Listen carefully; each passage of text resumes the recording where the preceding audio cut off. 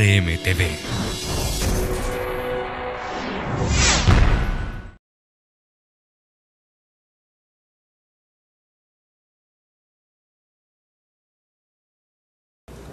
Todo el juicio de amparo indirecto se relaciona en la audiencia constitucional. Entonces señalará día y hora para la celebración de la audiencia constitucional, a más tardar dentro del término de 30 días, y dictará las demás providencias que proceden con arreglo a esta ley. Esto es, preparará las pruebas que se hayan ofrecido en la demanda, y al solicitarse el informe con justificación a la autoridad responsable, se le remitirá copia a la demanda si no hubiese enviado al pedirlo informe previo. ¿Sí? Como son parte las autoridades, se les da una copia de la demanda para que se puedan defender. ¿Cómo se pueden defender las partes en un juicio, la autoridad en un juicio de amparo indirecto? A través del informe justificado. Y en el informe justificado las autoridades dirán: es cierto el acto reclamado, pero no es inconstitucional. O dirán: no es cierto el acto reclamado porque yo nunca emití ese acto.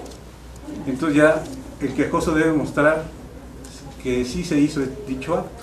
Si se declaran que los documentos son falsos, es decir, un informe justificado, una demanda, un contrato, si se cree que son falsos, aquí puede entrar un incidente de objeción de falta de documentos falsos.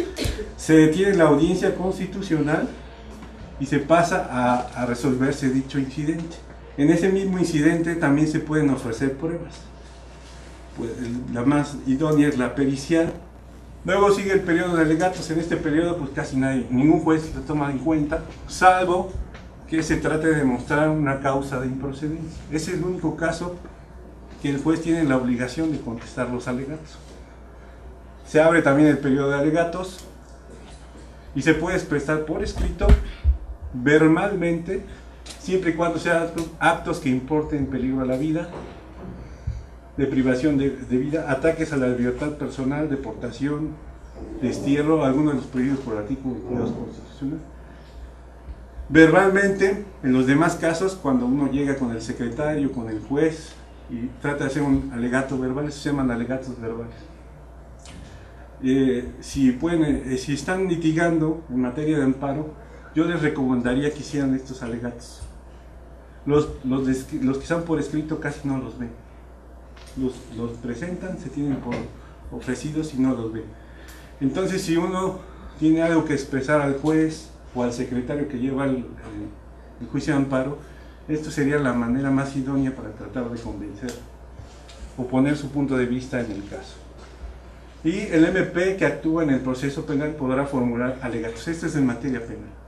Solamente es el caso en donde el MP puede ofrecer alegatos por escrito en los juicios de amparo en los que se impugnen resoluciones jurisdiccionales.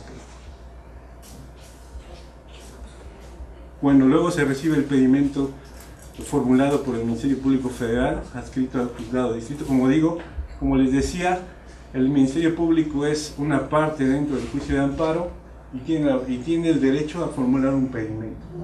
¿En qué consiste este impedimento? En tratar de ver al juez de distrito que este acto de autoridad está violando alguna garantía constitucional. También en la práctica, este pedimento los jueces y los secretarios no lo ven. Casi es por requisito nada más. ¿Sí? Se reciben los alegatos, se cierra este periodo. Como les decía, los alegatos no forman parte de la litis. Por ello no es necesario que el juez los conteste, excepto cuando se alegan cuestiones de improcedencia. Es lo que le decía, si hay una causal de improcedencia en los alegatos, se debe de contestar y decir si es cierto o no. Y ya pasamos en la última etapa, que es la sentencia. Si la sentencia, esto es técnico, si la sentencia se dicta el mismo día que se inicia la audiencia, al concluir se debe firmarse. Es decir, la fecha está arriba y la sentencia abajo. Pero como las cargas de trabajo son pesadas en los juzgados de distrito, casi siempre pasa este caso. Si la sentencia no se dicta el mismo día que se inicia la audiencia, se debe firmar el acta respectiva de las dos primeras fases, es decir, la de inicio y la de pruebas debe estar firmado al final por el juez y por el secretario que da fe. Y luego cuando se dicta la sentencia, al final debe estar la fecha de la sentencia y abajo debe estar firmada por el juez y el secretario que da fe. Esta es una causal de reposición de procedimiento. Si alguna vez ve una sentencia de este tipo y no está firmada, es una causal de reposición del procedimiento para la audiencia constitucional. Bueno, este es a grosso modo el procedimiento que se lleva ante los juzgados de distrito, el juicio de amparo indirecto, en donde podemos ofrecer pruebas, en donde la autoridad responsable es parte y puede ofrecer pruebas,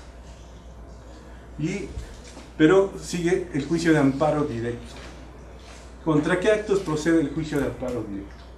Según el artículo 158 de la Ley de Amparo, procede contra sentencias definitivas. Definen una controversia en lo principal, estableciéndose el derecho en cuanto a la acción y a la excepción que hayan motivado la litis contestacio, siempre que respecto de ella no proceda ningún recurso ordinario por el cual pueda ser modificado o reformado. Esta es una sentencia definitiva, ¿no? Es decir, que se ha agotado el principio de definitividad establecido en el juicio de amparo.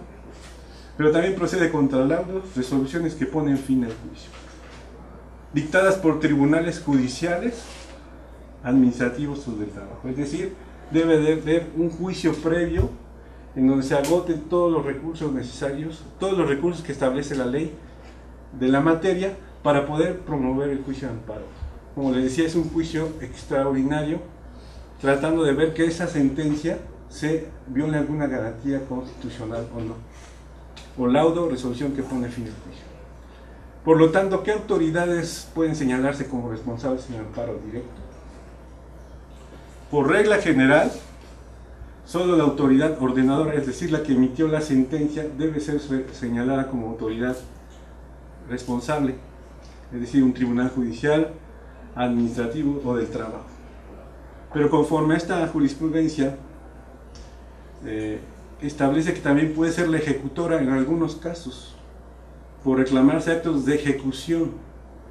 Solo es posible en vía de consecuencia, es decir, en consecuencia de la sentencia yo actué y por eso soy autoridad ejecutora y puedo promover el juicio de amparo directo contra esa autoridad también. Pero esta es una causa de